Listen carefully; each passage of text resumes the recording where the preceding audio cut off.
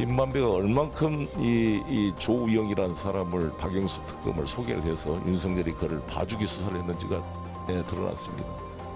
민주당은 왜 항상 녹취록을 가져와도 범죄에 연루된 분들의 증언만 가져오시는지도 참 의문입니다.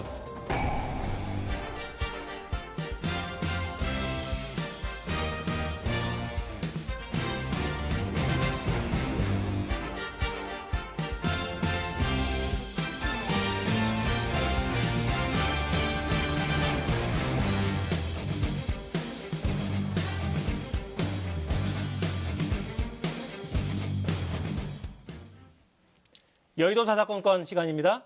전재수 더불어민주당 의원, 최형두 국민의힘 의원과 함께합니다. 자, 어서 오십시오. 네, 안녕하십니까. 저희 영상 말미에 송영길 대표 피습 당한 장면이 좀 나갔는데 상태는 혹시 좀 확인이 됐습니까? 그러니까 오늘 신촌역 뒤에 이제 우리 청년 선거대책위원회 그 유세가 있었거든요. 거기 이제 지지자들과 인사를 하고 가는 와중에 뒤에서 아마 그 미리 준비를 한 것 같아요. 이제 망치를 이제 까만 비닐로 이게 뚫뚫 말아가지고 한 3차례 정도 이제 가격을 했고, 그러고 난 뒤에 바로 이제 신촌 세브란스 병원으로 이송을 해가지고 피가 좀 나가지고 지혈을 이제 하고 난 뒤에 몇 바늘 정도 꿰매고 지금 안정을 취하고 있습니다. 뭐 크게 염려할 수준은 아니지만 그러나 이런 일은 있어서는 안 되겠죠. 그래서 경찰에서 엄정하게 좀 수사를 할 수 있도록 저희들이 조치를 했습니다. 정말 이런 일이 있으면 안 되죠. 굉장히 심각합니다. 저희 그 테러 위협이 특별히 지금 걱정하시는 분들이 많습니다. 우리 사회에 어떤 사람들이 있을지도 알 수도 없고 또 실제로 주한미국 대사를 칼로 찌른 사람도 있었습니다. 세상에 정말 내척불의 사람들이 많고 그 이제 반미 운동하는 사람들이었죠. 그런 얘기인데 사실 경찰도 굉장히 테러 위협에 대해서 굉장히 긴장하고 있는 것 같습니다. 며칠 전에 마산역에서 대형 유세 있었는데 뭐 몇만 명 모였어요. 대단했습니다. 인산했는데 제가 전체 분과를 보려고 마산역 이렇게 가보니까 경찰도 그때 테러 감시 활동을 하고 있는 것 같더라고요. 그래서 굉장히 조심해야 됩니다. 지금 어떤 경우라도 지금 뭐 우리 사회에 어떤 누가 끼어서 어떻게 할 줄 모르기 때문에 일단 테러 위협에 대해서 아주 확실하게 대비하고 조심해야 되는 그런 시점 같습니다. 네. 생각이 다를 수는 있습니다만 생각이 다르다는 이유로 타인을 해치면 안 됩니다. 그럼요. 네. 정치권에서도 지나치게 좀 자극적인 표현들은 좀 하지 않았으면 좋겠다. 이런 생각도 해보고요. 자, 두 분은 사전 투표는 다 하셨습니까 혹시? 네, 했습니다. 네, 저는 제 지역구 부산 북구에서 사전 투표를 했습니다. 여쭤보면 꼭 이렇게 자기 지역구를 한 번씩 저도 말씀하시는 했습니다. 거죠. 오령동에서 했습니다. 네, 사전 투표율 그래픽을 잠깐 좀 볼까요? 정말 예상을 훨씬 뛰어넘는 열기였어요. 일단 36.9%가 나왔고 지역별 투표율까지 마저 보고 좀 말씀 나누겠습니다. 지역별로 보면 가장 높은 곳은 전남이었고요. 50%가 넘었어요. 51.45%. 경기 지역이 가장 낮습니다. 33.65%를 기록했고 보시는 대로 지역별로 전체적으로 보면 호남 쪽이 약간 좀 높은 기류죠. 광주, 전남, 전북 이쪽이 전체적으로 좀 높고 서울 44%, 경기 33%, 그리고 인천 34%, 수도권은 약간 낮은 이런 상황을 좀 보이고 있어요.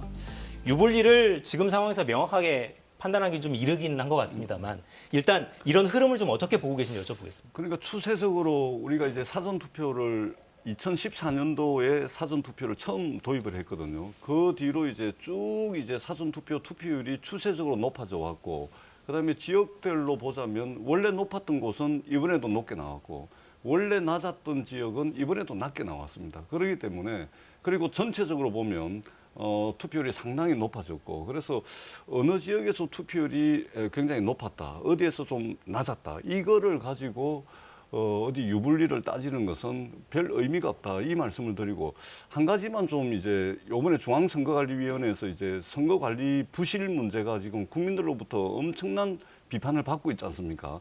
이거하고도 관련이 있는데, 예를 들면 이번 대통령 선거는 지난번 대통령 선거에 비해서 유권자 수가 170만 명이 늘었습니다.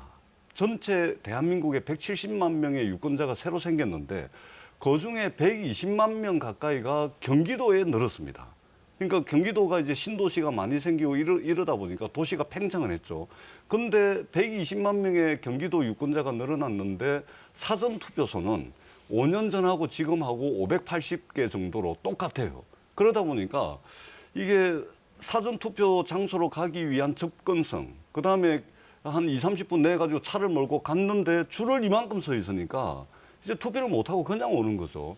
그러니까 지금 현재 공직선거법에 읍면 동단위로 사전 투표소를 한 군데만 설치를 하게끔 돼 있습니다. 주로 이제 동사무소, 주민센터 이런 데만 하게 돼 있는데 이런 것들도 이번에 중앙선거관리위원회의 선거 부실 문제와 관련해 가지고 함께 좀 여야가 정치권이 문제 생기고 난 뒤에 그냥 국회의원들이 몰려가 가지고 뭐 따지고 사실 따지기 전에 국회에서 할 일을 안 한 거거든요. 그래서 이렇게 하면은 경기도도 투표율이 좀 높아지지 않을까.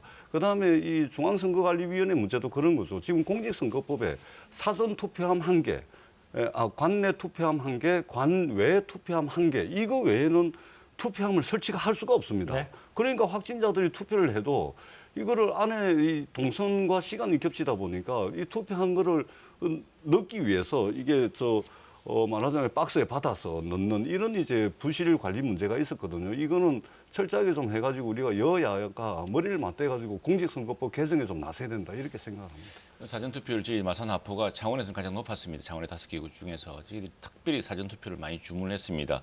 사전투표에 대한 불신이 아주 높습니다. 국민들 사이에. 특히 이제 엊그저께 있었던 소쿠리에다가 무슨 그다음에 뭐 박스에 비닐봉투에 투표지를 넣는 그건 비밀투표의 원칙을 철저히 유린한 것입니다. 있을 수 없는 일이거든요. 이런 일까지 겹쳐서 굉장히 그 불신이 이제 높아져 있는데 저희들이 사전투표를 특별히 장려한 이유는 독려한 이유는 그렇습니다. 그런 확진자가 지금 매일 지금 20만, 30만으로 들어오고 있습니다. 그리고 정부가 3월 중순까지 코로나 확진자 늘 거라고 예상하고 있거든요. 방역도 지금 다 풀어버렸습니다. 이제는 뭐 뒷북 방역, 오락가락 방역했지만 국민이 생명을 스스로 지켜야 되는 상황이기 때문에 투표권에 제한을 가져올 것이다. 그리고 특별히 젊은 사람보다는 고령자는 굉장히 코로나에 취약합니다. 그럴 경우에 자신의 의사와 달리 이 투표를 하기 어려워질 수가 있기 때문에 부정투표라든가 부정선거라든가 사전투표 이런 건 저희들이 철저하게 감시를 할 테니까 투표를 많이 해달라고 독려한 측면이 하나 있고요. 그다음에 어제 있었던 그거는 이제 우리 전 의원 말씀에 동감을 합니다. 근데 무엇보다 이 중앙선관위가 그 엄청난 책임을 져야 됩니다. 중앙선관위가 어떤 조직이냐면은 저희 지역이 이제 3.15 부정선거에 항의해서 전국적으로 그날 3.15 부정선거 당일에만 10명의 열사가 총탄에 숨지면서 항거했던 곳입니다. 자랑스러운 도시인데 그 3.15 부정선거 직후에 헌법기관으로서 이 선관위를 탄생시켰습니다. 선관위는 오로지 선거 관리만 하는 조직입니다. 그런데 코로나 확진자가 이미 2월 말부터 20만 명을 넘기 시작하고 했기 때문에 코로나 확진자에 대한 사전 투표권 보장을 어떻게 할 것인가는 당연히 선관위가 미리 강구했어야 되고 그날 사전투표 상황에 전 국민 관심이 있는데 중앙선관위원장은 출근도 안 했다는 거 아닙니까 지금. 그리고 어떻게 지금 당연히 유권자들이 이건 민주당 지지자건 국민의힘 지지자든 관계없습니다. 모든 국민들이 분노했습니다. 이렇게 유권자의 투표권을 소홀하게 이렇게 취급할 수 있느냐. 심지어 신분 확인하지 않고. 그런데 선관위 사무총장은 그런 유권자에게 난동이라고 했습니다. 이 선관위 싹 갈아엎어야 됩니다. 지금 이번에. 네. 자, 사전투표 열기 뜨거웠지만 말씀하신 대로 투표 관리 둘러싸고 잡음 적지 않았죠? 영상 보고 이야기 이어가겠습니다.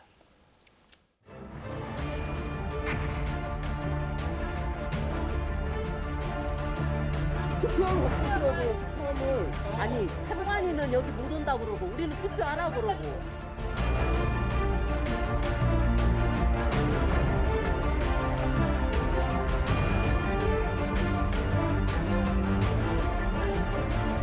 세계 16위 아시아 1위의 민주주의 국가로서 코로나 방역 모범 국가로서 부끄러운 일이었습니다. 선관위는 확실한 개선책을 내놓고 국민의 이해와 용서를 얻기 바랍니다. 이 정권이 자유민주주의의 기본 원칙을 얼마나 가볍게 보고 있는지 여실히 보여주는 증거입니다. 헌법기관으로서의 사명감을 조금이라도 가지고 있었다면 쓰레기 봉투, 택배 박스, 심지어 직원 호주머니를 투표함으로써는 엉터리 투표 관리를 하지 않았을 것입니다.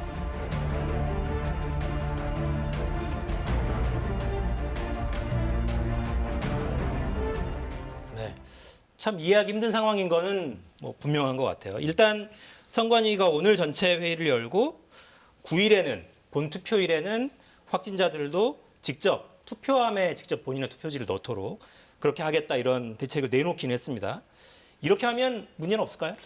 예, 오늘 일단 뭐 대책을 아마 만반의 준비를 했을 겁니다. 그러니까 중앙선거관리위원회가 사실은 이제 2020년도 국회의원 선거, 전국 단위 총선거입니다. 그때도 이제 많은 분들이 우려를 했고 특히 외신들이 주목을 많이 했지 않습니까? 이 코로나 이 역병 속에서 과연 선거가 가능하냐? 근데 잘 치러냈습니다. 그다음에 작년 재보궐선거 이것도 굉장히 잘 치러냈어요. 그러다 보니까 중앙선거관리위원회가 조금 좀 이게 좀 오만해지고 뭐 큰 문제가 있겠냐 뭐 이러고서 그냥 막 준비를 한 것 같아요. 제가 보기에는. 그리고 가장 이 선거관리 부실 문제가 가장 크게 나온 것은 시간과 동선을 같이 해버린 겁니다. 예를 들면 3월 9일 날 본투표에서는 확진이 안 되신 분들은 저녁 6시에 투표를 마감을 하고 확진이 되신 분들은 저녁 6시부터 그러니까 이제 확진 안 되신 분 투표가 끝나고 난 뒤에 저녁 6시부터 저녁 7시 반까지 이렇게 시간과 동선을 분리를 해놨거든요. 네. 그런데 이 사전투표는 6시까지로 해가지고 시간과 동선을 같이 해놓으니까 이 확진자와 확진 안 된 사람들을 동선은 분리해놓고 시간은 같이 해버리니까 그다음에 공직선거법에 투표함은 사전 관내 투표함 하나, 관외 투표함 하나 이거 외에는 설치를 할 수 없게 해놓으니까 이런 문제가 생긴 것 같습니다.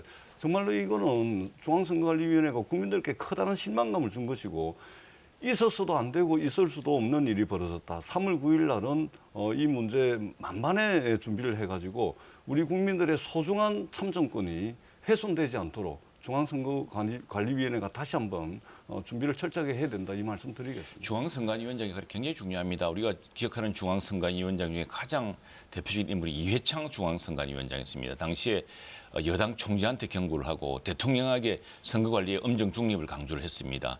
그래서 쌓아진 것이 지금 중앙선관위라는 군이고 심지어 제5부라까지 지금 지켜지고 있는데 도대체 이 다른 후진 국가에서 있을 수 없는 일입니다. 어떻게 국민의 귀중한 투표권을 뭐 비닐에 넣는다든가 봉투에 넣는다든가 신원 확인도 하지 않았다는 이런 이야기 아닙니까? 그런데 또 하나는 이 선거관리 지침이요. 확진 격리자가 기표한 투표용지를 선거 사무원이 받아 대신 투표함에 넣도록 지침을 주었습니다. 이 지침 자체가 비밀투표의 원칙에 위배되는 것이거든요. 이걸 총괄할 사람이 누구냐 이제 이런 문제가 심각한 것이고 그런데 이제 선거관리를 오래 해본 일선의 직원들, 근데 제가 어제 가봤더니 굉장히 날씨가 추웠습니다.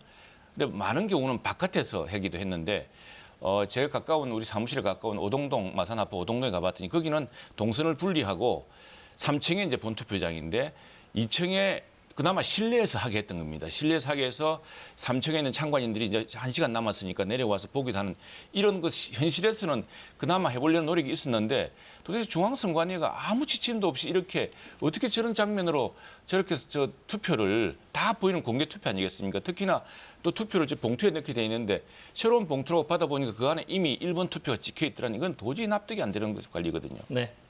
자, 중앙선관위가 대책을 정확하게 세워야 될 것 같아요. 이거는 정말 기본적인 국민들의 헌법적 권리인데 침해될 수도 있는, 침해됐는지도 모른다는 의심이 생긴다는 것 자체가 치명적입니다, 정말.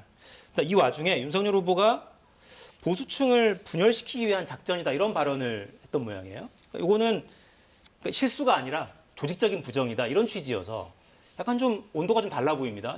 공식 입장입니까 이게 당에? 지금 이제 아무래도 우리가 볼 때는 이게 이제 산수가 나오지 않습니까? 지금 사전 투표를 못하면 특히나 우리 지지층이 지금 60대 이상이 많습니다. 사전 투표를 못하면은 코로나 확진 비율이 훨씬 높아집니다. 코로나 확진자가 지금 이미 정부에서도 9일날 최대치가 될 거라고 얘기를 하고 있거든요. 지금 20만, 30만 가고 있지 않습니까? 이런 과정인데 그래서 저희들은 당에서 투표를 하고 그 부정선거의 가능성을 철저히 원천 차단하는 이제 투표 감시를 사전 선거함 투표함 감시를 철저한 방법으로 가는데 계속 엉뚱한 이런 이야기가 나오니까 여기에 대해서는 이것은 고의적으로 사전투표를 방해하려는 누군가의 책동이라고 의심할 수밖에 없다. 저도 그렇게 생각합니다. 그래서 사실은 저도 우리 어르신들이라든가 또 부정선거 의심을 강하게 하시는 분들한테 투표를 많이 하는 사람이 이기는 겁니다. 투표를 한 뒤에 감시를 해야지.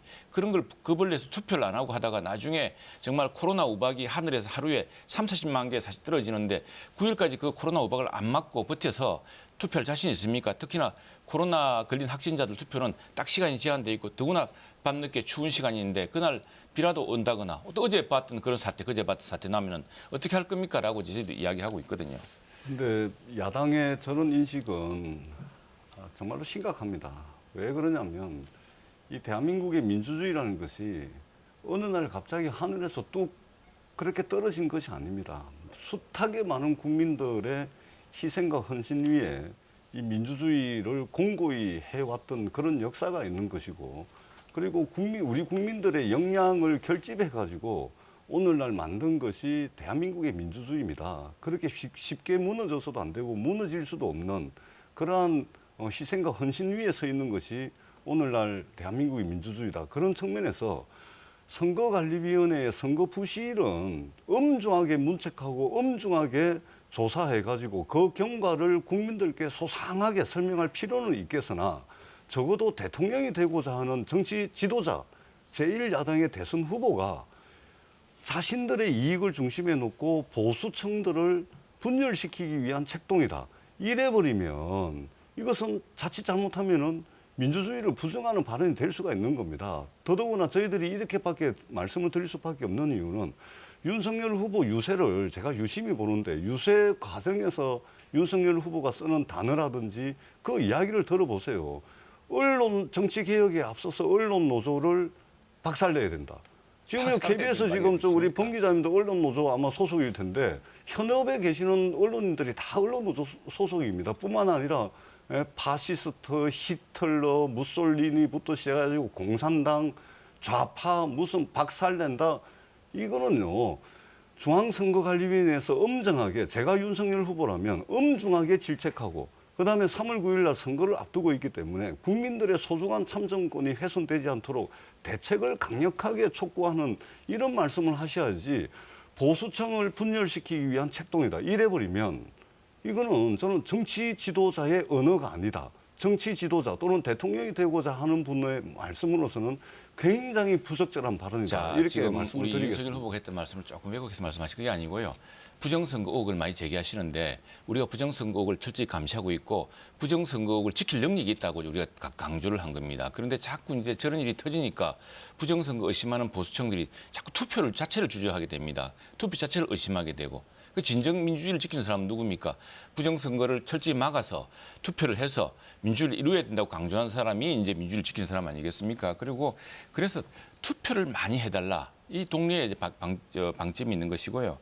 지금 그 상당히 심각합니다. 이런 문제에 대해서 우리 보면은 제가 뭐 사실은 우리 동네 어르신들이라든가 선배님들하고도 거의 뭐 정말 뺨 맞을 가까워 이야기를 합니다. 그렇지 않습니다. 부정선거는 우리가 감시해야 되고 우리 3.15 의거도시 아닙니까? 같이 지킵시다. 밤새워서 선관위 앞에서 과연 누가 그 들락거리는지 지켜봅시다. 이렇게 하면서 지금 부정선거의 걱정 때문에 투표를 주저하시고 그러다가 사전투표시를 놓쳐서 지금 코로나 확산이 대단히 크게 지금 그 눈덩이처럼 불고 있는데 투표를 못하게 되는, 그래서 급기야 저렇게 부실한 중앙선관위, 이건 중앙선관위의 존재의를 완전히 말살한 겁니다. 제가 만일 여당 대표고 여당 후보였다면 중앙선관위원장 탄핵하겠다 이렇게 해야 됩니다. 제가 짧게 한번 이거는 제가 꼭 말씀을 드리고 넘어가야 되는데 중앙선거관리위원회 책임은 반드시 물어야 됩니다. 3월 9일 선거가 끝나고 난 뒤에 그러나 그것을 가지고서 보수층을 균열시키고 분열시키기 위한 책동이라는 말씀을 대통령 후보가 하는 것은 그것은 정치 지도자의 언어가 아니라는 말씀 한 번 더 드리고, 기호 1번 이재명 후보가 찍힌 투표 용지를 서울 은평구에서 이제 확진자에게 줬습니다. 부산 연제구에서는 기호 2번 윤석열 후보가 찍힌 투표 용지를 확진자에게 또 줬습니다. 이미 기표된 이미 기표된. 그러니까 어디에서는 이재명이 기표가 된 거, 어디에서는 윤석열 후보가 기표가 된 거. 그러니까 이걸 가지고 무슨 뭐 선거 부정, 이건 이제 아니, 온당치 않다 이 아닙니다. 말씀을 드리고요. 다 한 번만 더 말씀드리면 이 부정선거가 근원적으로 불가능한 게 우리가 투표장에 들어가면 국민의힘이 추천한 정당 참관인이 있습니다. 민주당이 추천한 정당 참관인, 정의당이 추천한 정당 참관인 전부 다 보고 있고요. 그다음에 CCTV가 전 후방에서 다 녹화가 되고 있습니다. 투표가 끝나고 난 뒤에는 봉인을 해가지고 경찰들이 호송을 해가지고 하고 있는 겁니다. 그렇기 때문에 이 마치 윤석열 이재명 후보 기표가 되어 있는 투표 용지만 있는 것처럼 그렇게 말씀하시면 이 방송을 보고 계신 우리 국민들께서 오해하실 수 있다. 이 지금 저 말씀을 제가 우리 전의 드리도록 말씀은 하겠습니다. 완전히 앞뒤가 전혀 사실과 다른 이야기를 하고 있는 거예요. 지금 이 이야기는 뭐냐면은 부정선거 걱정을 많이 하시고 부정선거 의혹을 많이 제기하는 지금 이 카카오톡이라는 게 많이 돌고 있습니다. 그런 것들이 오히려 늘 부정선거를 걱정하는 보수층을 분열시키는 것이 걱정이 된다 이런 이야기고요. 어제 그 사태만 하더라도 그거는 그 자체로 용납할 수 없는 사태죠. 네. 그러니까 국민의힘의 황교안 당대표와 국민의힘 국회의원이었던 민경욱 의원이 지금 온라인에서 부정선거 이야기를 하고 있는 겁니다. 당에서 통제하고 당에서 그렇게 하지 말아라고 음정의 주의를 그 주십시오. 이야기 하는 거 아닙니까? 아니면 그래서. 예. 그 출당 조치를 시키시든지 이 지금 이 민주주의에 대한 도전입니다. 그분들 출당 조치 시켜야 된다고 저는 생각을 합니다. 네. 근데 수업 시간이 정해져서 다음 문제 풀겠습니다. 네. 선거 이틀 앞두고 있죠? 김만배 씨 발언 녹취 파일이 또 새로 공개됐습니다. 자, 먼저 발언의 핵심 내용부터 저희가 좀 살펴보고 이야기를 좀 이어갈까요? 이런 발언을 했어요. 그 당시에 윤석열 이제 대검 중수부 과장이었죠. 박영수를 소개해 주었다. 김만배의 발언입니다. 윤석열이 조우형을 만난 자리에서 이렇게 이야기를 했고 수하 검사에게 커피를 타주도록 했다. 그래서 몇 가지만 물어보더니 보내주었다. 이런 취지의 발언을 했고요. 이재명 후보와 관련된 발언도 있었어요. 기가 막히게 이재명이 했는지 아주 정밀하게 해놨다. 땅값이 올라가니까 터널도 뚫어라, 배수지도 해라. 그래서 내가 욕을 많이 했다. 이런 취지의 발언을 했다는 뉴스타파의 보도가 있었습니다. 자, 관련해서 각 당 반응 마저 듣고 이어가겠습니다. 드디어 저희들이 일관되게 주장했던 왜 대장동 몸통이 윤석열과 박영수인가가 증명되는 김만배 녹취록이 공개되었습니다. 여기에서 실제로 김만배가 얼만큼 이 조우영이라는 사람을 박영수 특검을 소개를 해서 윤석열이 그를 봐주기 수사를 했는지가 드러났습니다. 바로 대장동의 핵심은 최초의 1,155억 원의 부산저축은행 부실대출이 바로 종잣돈이었던 것입니다. 조작의 흔적이 많이 있다는 얘기가 있습니다. 우선 그 테이프 자체가 그런 부분에 대해서는 저희들이 확인을 해볼 생각이고, 그다음에 그런 녹취록이 있으면 우리 원희룡 지사가 뭐 SNS에도 올렸듯이 그게 벌써 오래전 일인데 왜 지금에나 얘기를 하는지를 모르겠어요. 그래서 이거는 그 자기네들도 자신할 수 없는 부분을 이제 막판에 좀 어려우니까 막 던지는 거 아닌가.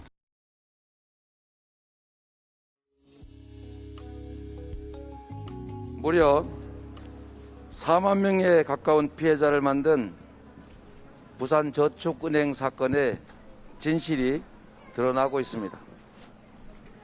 당시에 제대로 수사했더라면 피해가 훨씬 줄어들지 않았을까 하는 아쉬움이 있습니다. 대장동 사건의 진실도 함께 드러나고 있습니다. 거짓은 참을 이길 수 없습니다.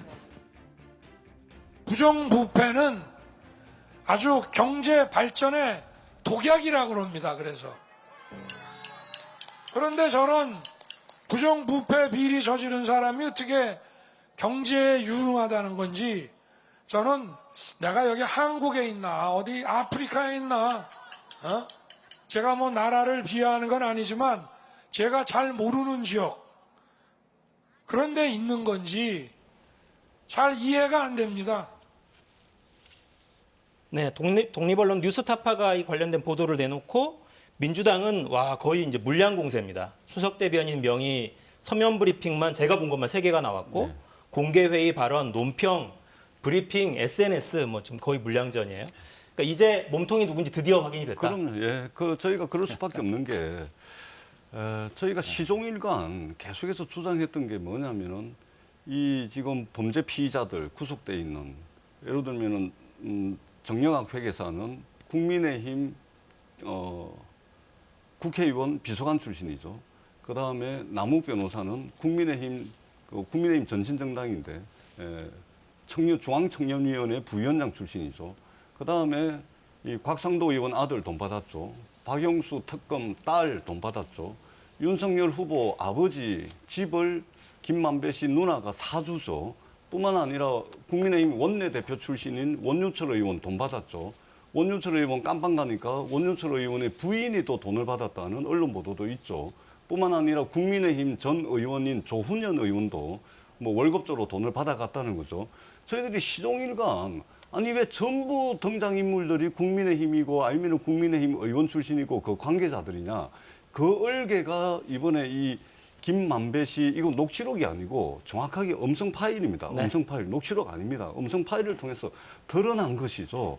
지금 김만배와 박영수 특검과 윤석열 사이로 이어지는 이 커넥션, 특수관계가 결국은 대장동 사업의 시드머니, 범죄 자금으로 귀결이 되고 결국은 그 이익이 나는 시점에 자기네들끼리 집 팔아먹고 돈 받아먹고 이게 다 드러난 겁니다. 이제는 네.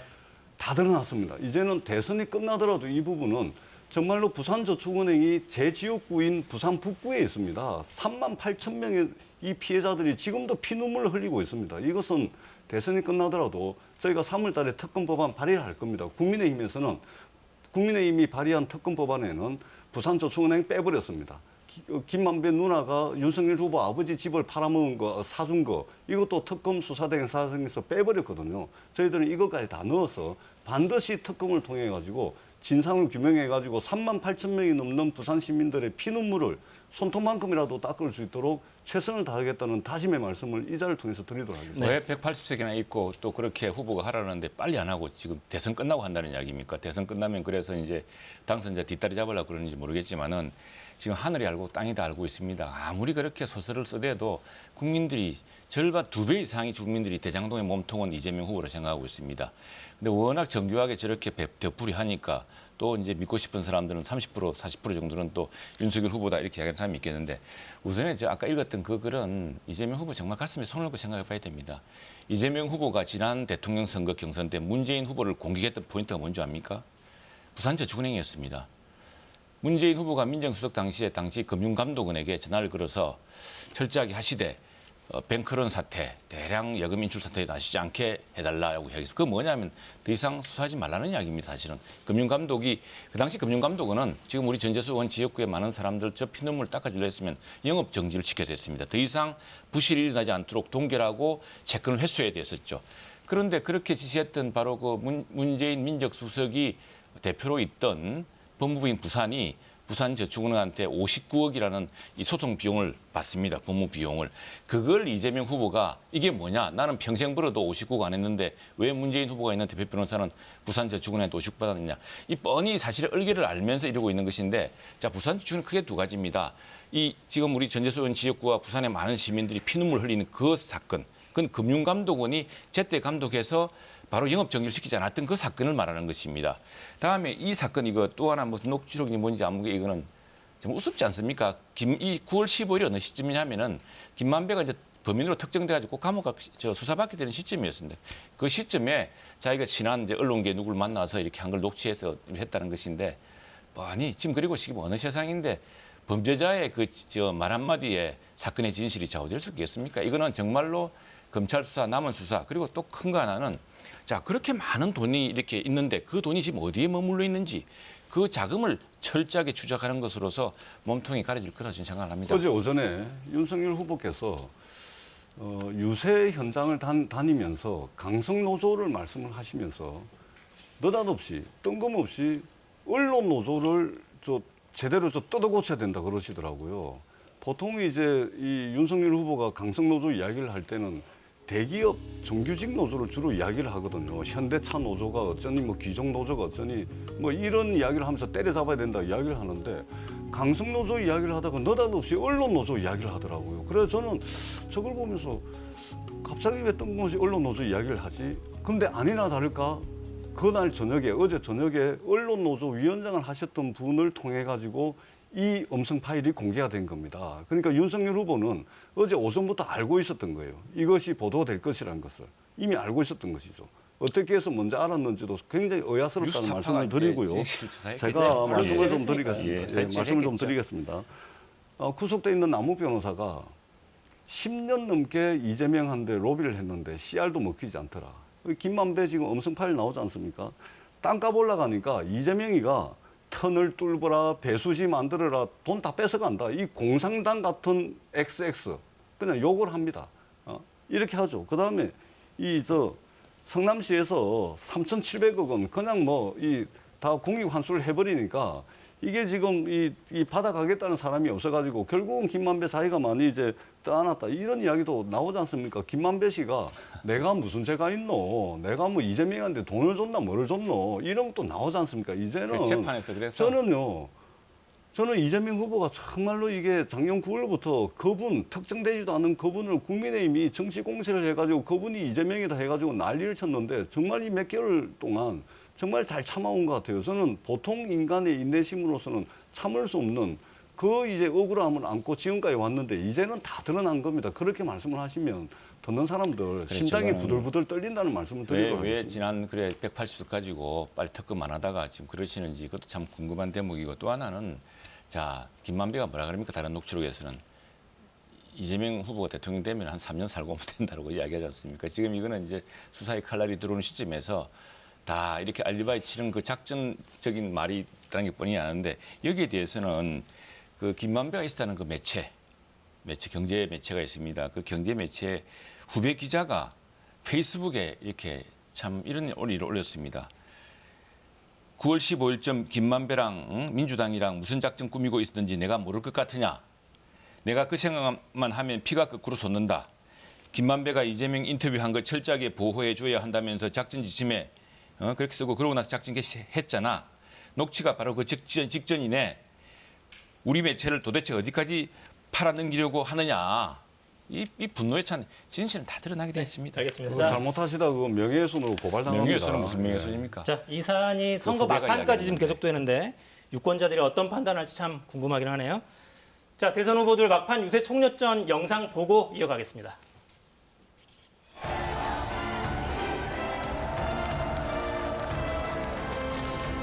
다음 대통령은 방역뿐만이 아니라 전쟁도 막고 경제도 살리고 이 복잡한 외교 안보 현안을 해결해야 합니다. 혐오와 증오, 분열을 극복하고 국민 통합을 이뤄내야 하는 중차대한 책무가 있습니다.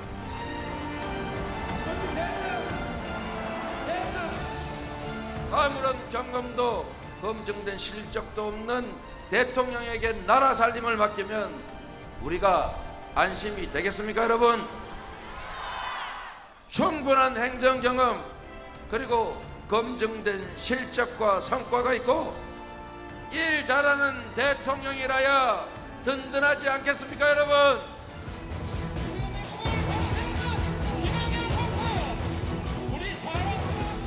부동산 정책 28번 고쳤다고 그러는데 아니 28번 실수하는 사람들이 어디 있습니까? 이거는 처음부터 나쁜 뜻이 있고 그리고 이거는 그래도 노력한다는 거 보여주려고 쇼한 거죠.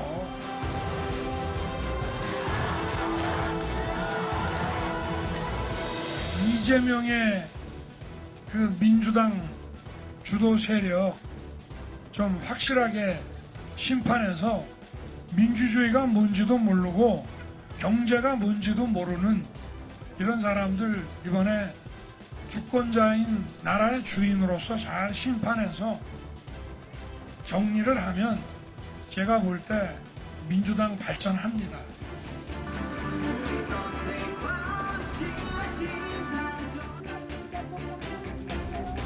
그동안에 억눌린 목소리, 양당이 대변하지 않은 목소리, 우리 비정규직 노동자들, 그리고 세입자들, 또 미래를 빼앗긴 청년들, 그리고 공격받는 여성들, 가난으로 내몰리는 어르신들, 이런 우리 사회의 비주류 시민들을 일관되게 대변해왔던 저 심상정에게 확실하게 한 표 주시겠습니다, 여러분? 네, 후보들 이제 목이 점점 상해갑니다. 거의 이제 마지막이니까요.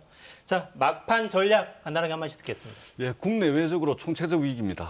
지금 글로벌 공급망이 무너지고 있고 우리가 역사적 장면으로 떠올렸던 전쟁을 우리가 직접 보고 있습니다. 국내적으로도 코로나 역병 빨리 극복해야 되고 경제와 민생을 이렇게 세워야 됩니다.